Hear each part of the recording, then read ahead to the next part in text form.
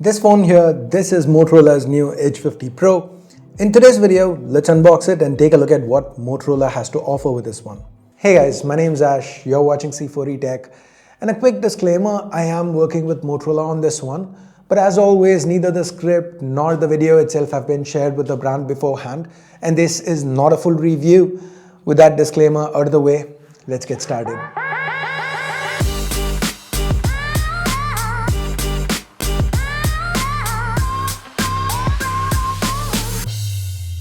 Moto's got a pretty compact, eco-friendly box here.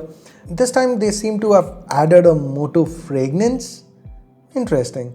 Now this is the SKU that comes with a 125-watt charger. I'll explain that in a minute. Upon opening, the first thing we see is the Edge 50 Pro. I have the Luxe Lavender colorway. Motorola also offers this phone in two other colors. They call it Moonlight Pearl, that has a acetate finish.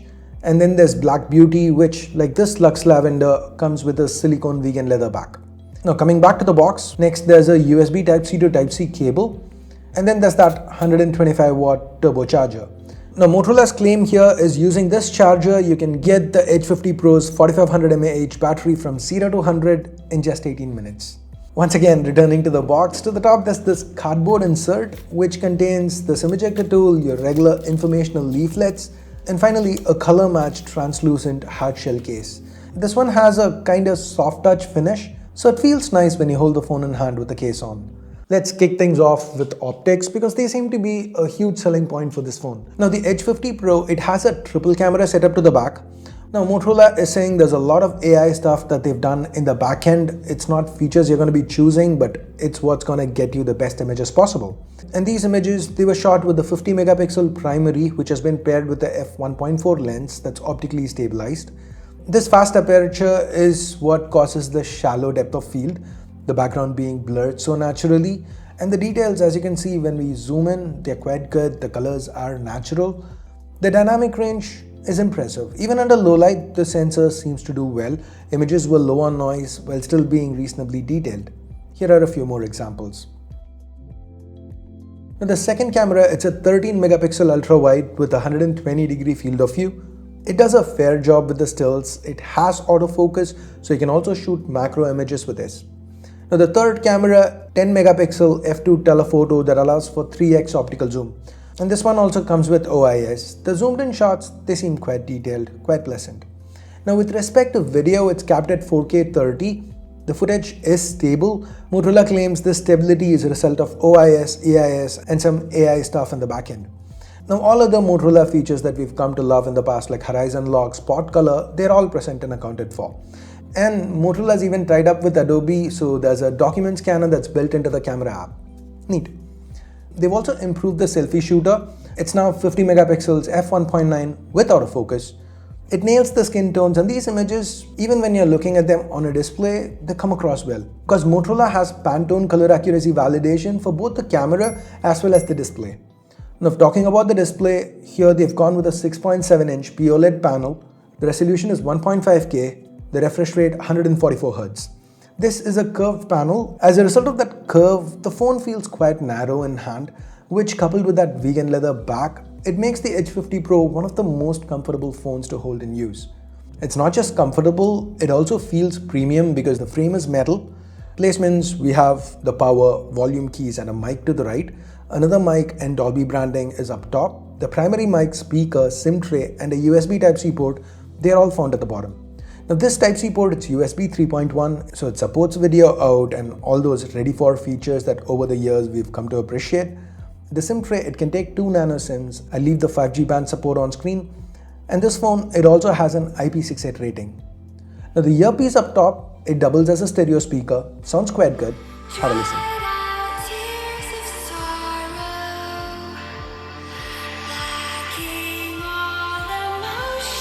These speakers, this bright display, they combine to offer an excellent media consumption experience.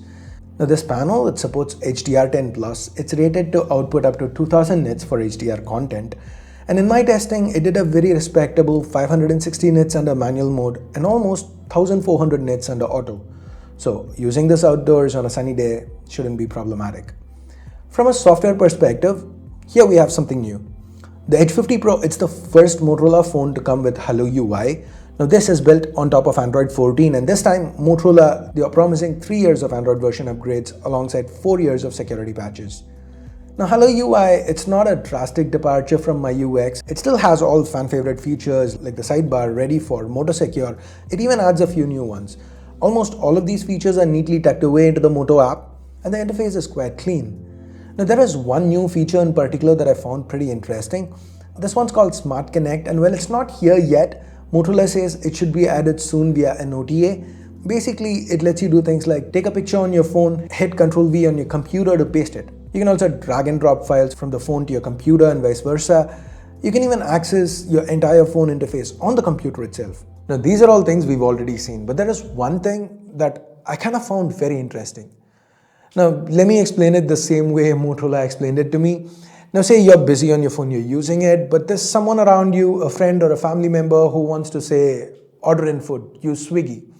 Now, instead of handing your phone over to them, you can just swipe the app over to them. So they'll be placing an order, but with your credentials, without actually using your phone. From a convenience perspective, it sounded super cool. But from a security perspective, it feels like it has the potential to be a security nightmare. Now, that just makes me very interested to see how they're going to implement it. Anyways, the overall interface here felt fast and snappy. I've actually been using the Edge 50 Pro as my primary for about 4 days by this point, and I'm yet to experience any major lag or frame drops with regular day-to-day use. Now the SKUs, there are 2 RAM storage options here, 8/256 and 12/256. The lower SKU ships with a 68-watt charger in the box, while the higher one, this, ships with a 125-watt turbocharger. That said, Motorola was very clear that this is not a SKU restriction, as in if you had the 8GB RAM version phone and you got your hands on a 125-watt turbocharger, it would still be able to charge the phone in 18 minutes flat. Now, are they going to be selling the charger separately? I haven't gotten a clear answer to that yet. There's also support for wireless charging at up to 50 watts and reverse wireless charging at up to 10 watts. And that's charging. And finally, let's talk performance. And here's where things get a little murky. Stay with me, let me walk you through it. Now, at the heart of it all, we have the Snapdragon 7 Gen 3, which I've spoken about enough by this point. It is a solid step up from the Dimensity 8020 that we saw on the Edge 40 last year. It can run most games. The stability scores are good too. Neither does it run hot, nor does it throttle. But this is the Edge 50 Pro. Now, I'm sure Motorola is not going to like me saying this, but check it. This is something I have an issue with.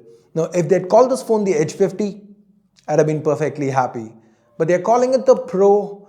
And guys, now to play devil's advocate, it's not like they've upped the price drastically just by calling it the Pro. They're trying to mislead customers, because they aren't. If you look at the pricing, this one starts at 31,999 with around 2,000 rupees of card offers, effective asking price of 29,999, which was the launch price of the Edge 40.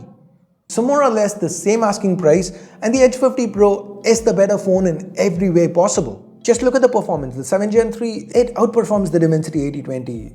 And it's not just the performance, right? You have the charging, the display, the cameras. Guys, naming aside, the Edge 50 Pro looks like it's a very impressive package put together by Motorola. At least those are my initial impressions. Let me know if you'd like to see a full review of this. So also let me know in the comments what you think about the Edge 50 Pro. Thanks for watching. Have a nice day. Bye-bye.